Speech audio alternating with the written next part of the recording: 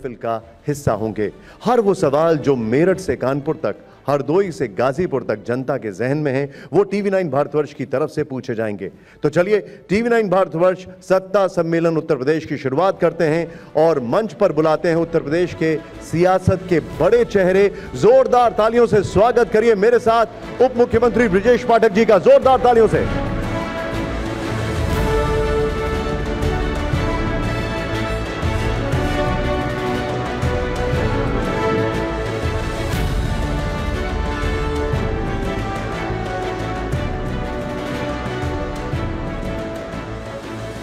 पहले तो ब्रजेश जी बहुत बहुत स्वागत, जोरदार तालियों से एक बार फिर से हमारे मेहमान का स्वागत करिए।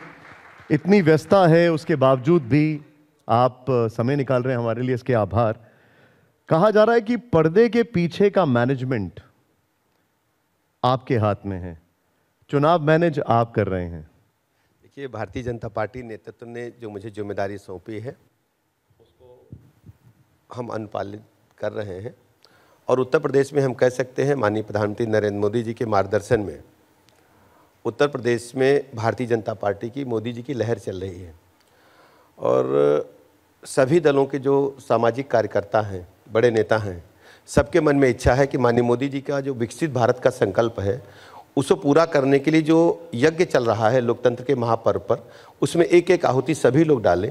तो बड़ी संख्या में हम देखते हैं कि विभिन्न दलों में काम करने वाले लोग, सामाजिक कार्यकर्ता आज भारतीय जनता पार्टी में लगातार अपनी सहभागिता दे रहे हैं। आपने विभिन्न दलों की बात की, मैं आपको बताना चाहूँगा एक अंग्रेजी पत्रिका है बड़ी प्रतिष्ठित, उसमें आपका एक कैरिकेचर आया और उसके बगल में आपके नाम के साथ लिखा था तोड़ फोड़ पाठक। जितने भी लोग ज्वाइन कर रहे हैं वो आप ही के थ्रू ज्वाइन कर रहे हैं, सब लोग वहाँ से यहाँ पर आ रहे हैं, ये सब क्या माजरा है? देखिए, नेतृत्व ने हमें जिम्मेदारी सौंपी है, मैं ज्वाइनिंग कमेटी का चेयरमैन हूँ और ईश्वर का आशीर्वाद है कि हम लगातार सभी के संपर्क में रहते हैं। तो उस वजह से माननीय मोदी जी का जो यज्ञ है विकसित भारत का, तो स्वतः लोग संपर्क करके उनका मानना है कि जो इस समय धर्म युद्ध चल रहा है देश के अंदर, सबका मानना है कि मोदी जी ही विकसित भारत के संकल्प को पूरा करेंगे और 400 पार होगा एनडीए और उत्तर प्रदेश में 80 की 80 सीटें भारतीय जनता पार्टी जीतेगी। अच्छा, ये धर्मयुद्ध क्या है, जरा बताइए हमारे दर्शकों को। देखिए, धर्मयुद्ध ये है कि सामान्यतः जो विचारधाराएं चुनाव में काम कर रही हैं, एक विचारधारा यह है कि प्रभु रामलला का भव्य मंदिर निर्माण करने वाली टीम है। एक तरफ वो लोग हैं जिन लोगों ने प्रभु रामलला के अस्तित्व को ही मानने से इनकार कर दिया था। सर्वोच्च न्यायालय तक में उन्होंने इस बात का अपने वकील के माध्यम से कहा कि प्रभु रामलला अयोध्या में हुए हैं कि नहीं हुए हैं, ये काल्पनिक है, इसका कोई तथ्य या प्रमाण नहीं है। और दूसरी तरफ जो उनके समाजवादी पार्टी कांग्रेस का जो गठबंधन प्रदेश में है, समाजवादी पार्टी के जब सरकार प्रदेश में थी उसी समय कार्यसेवकों पर गोली चली थी। अयोध्या की धरा को खून से रंगने का काम, सरयू माता के जल को खून से रंगने का काम समाजवादी पार्टी की सरकार के दौरान ही हुआ था।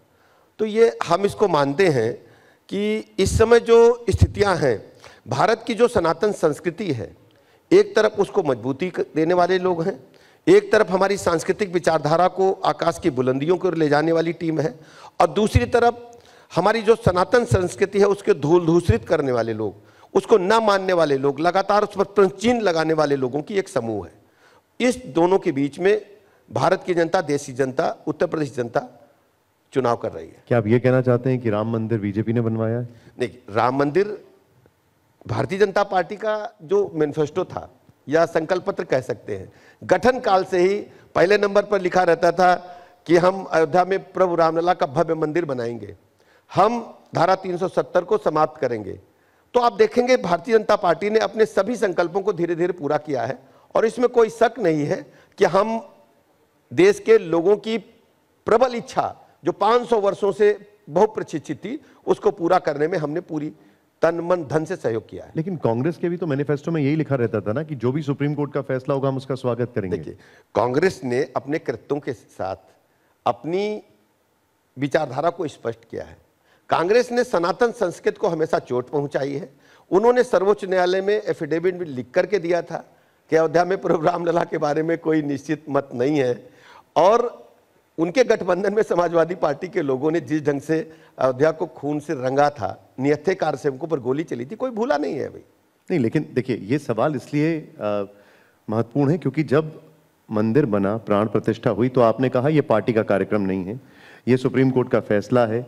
अब आप लोग उसका श्रेय ले रहे हैं। हम पार्टी की बात नहीं कर रहे हैं, पार्टी का कार्यक्रम नहीं है, ये तो दस्तावेजी सबूत है।